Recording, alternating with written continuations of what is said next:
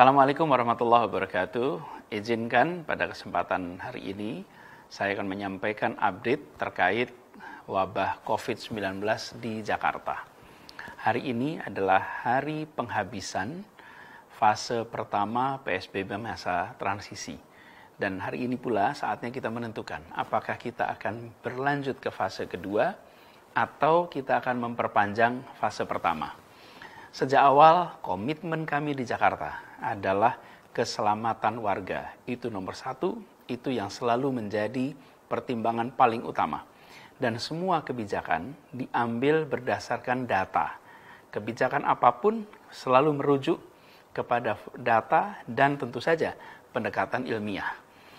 Karena itu, dalam kesempatan ini saya akan menyampaikan perkembangan terakhir data-datanya sebagai dasar untuk kita melangkah di fase-fase ini.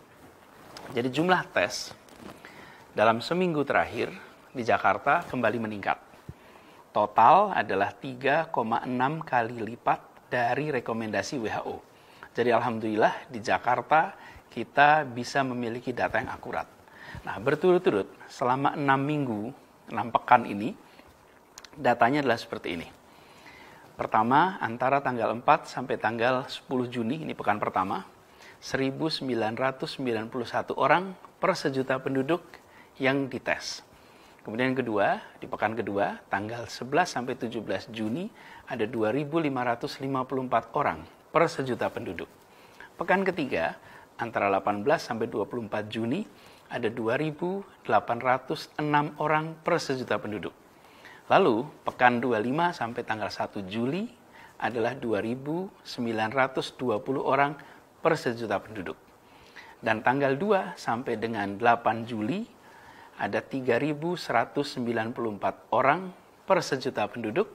Dan di pekan terakhir ini, antara tanggal 9 sampai 15 Juli, ada 3.610 orang per sejuta penduduk. Jadi, dengan jumlah tes yang dilakukan 3,6 kali lipat dari standar WHO, dan ini adalah tes PCR, maka kita bisa yakin bahwa data yang dihasilkan menggambarkan kondisi Jakarta yang sesungguhnya.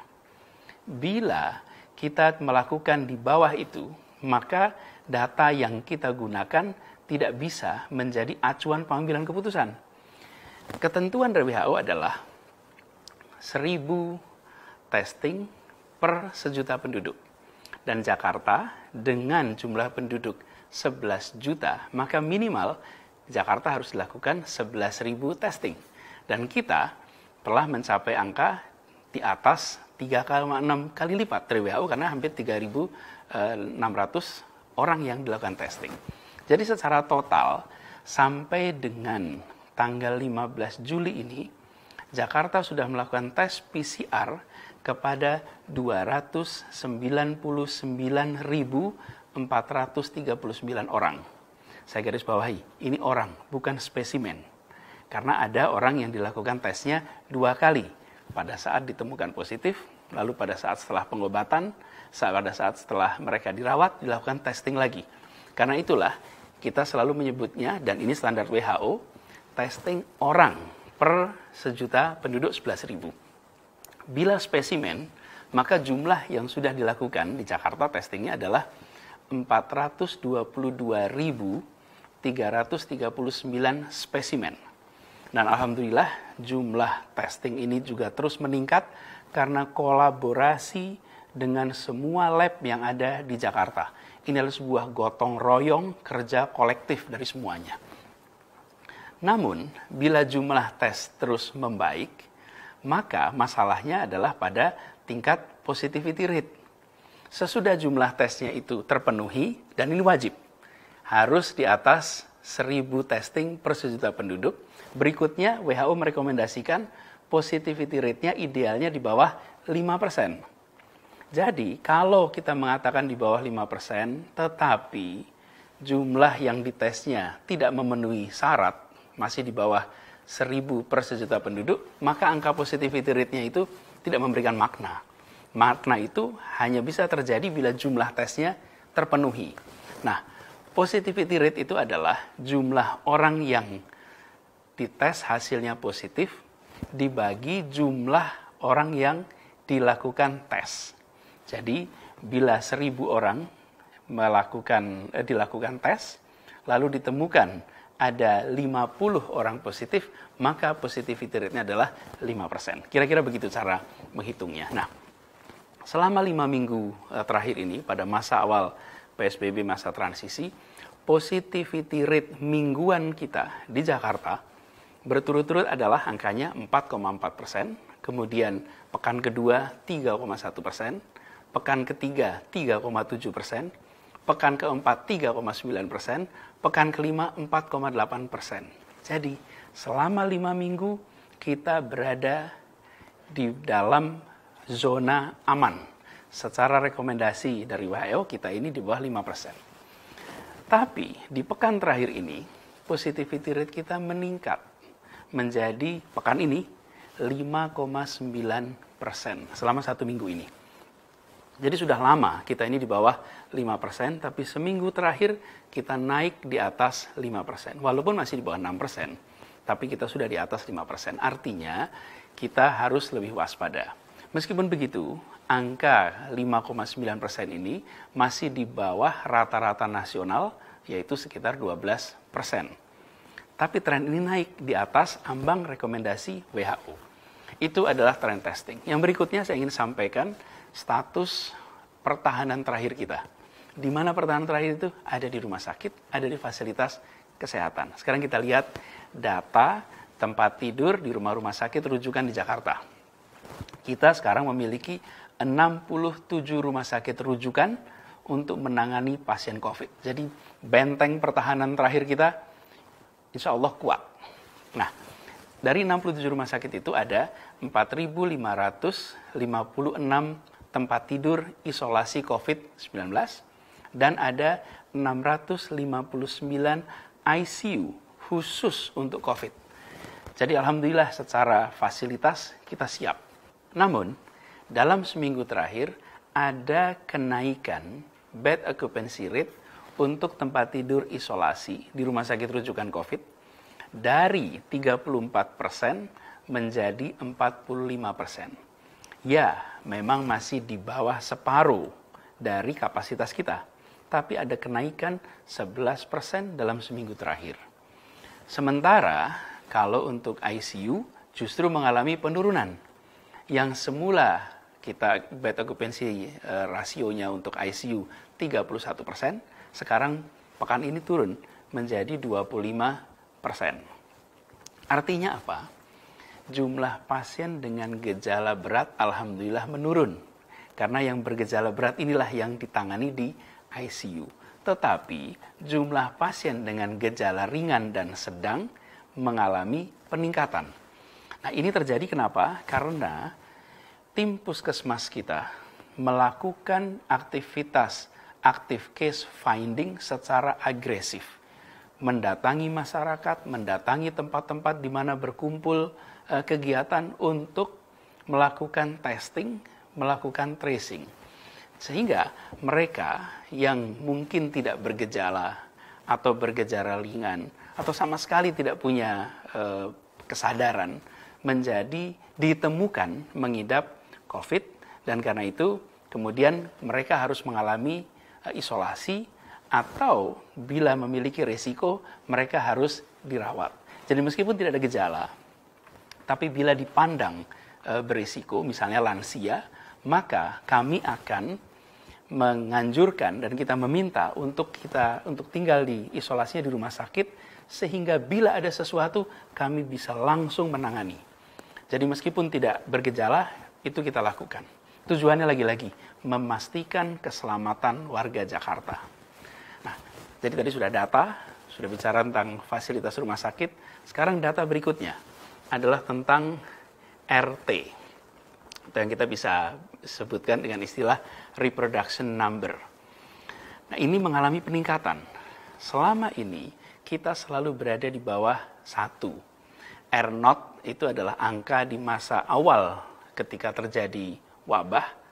RT artinya reproduction number time waktu ini adalah angkanya sekarang menjadi 1,15.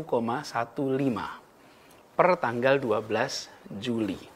Dan ini kemudian kalau kita bisa berikan maknanya, kalau RT-nya itu 1, artinya 1 orang positif menularkan kepada 1 orang yang lain. Sementara kalau RT-nya itu nilainya 3 atau 4 seperti pada awal wabah, artinya 1 orang menularkan kepada 4 orang. Nah, dengan angkanya berkisar antara 1, artinya wabah ini stabil. Tidak mengalami kenaikan, tapi juga tidak mengalami penurunan. Nah, kita tentu menginginkan reproduction number-nya itu turun.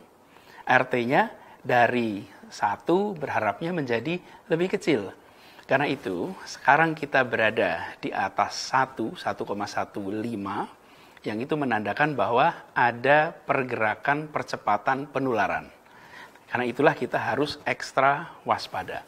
Jadi dari 3 komponen ini, berdasarkan data-data tadi, maka akan amat berisiko apabila kita melonggarkan fase 1 PSBB transisi ini dan masuk ke fase 2. Karena itu, kami di DKI Jakarta, gugus tugas memutuskan untuk kembali memperpanjang fase 1 PSBB transisi ini sampai 2 pekan ke depan.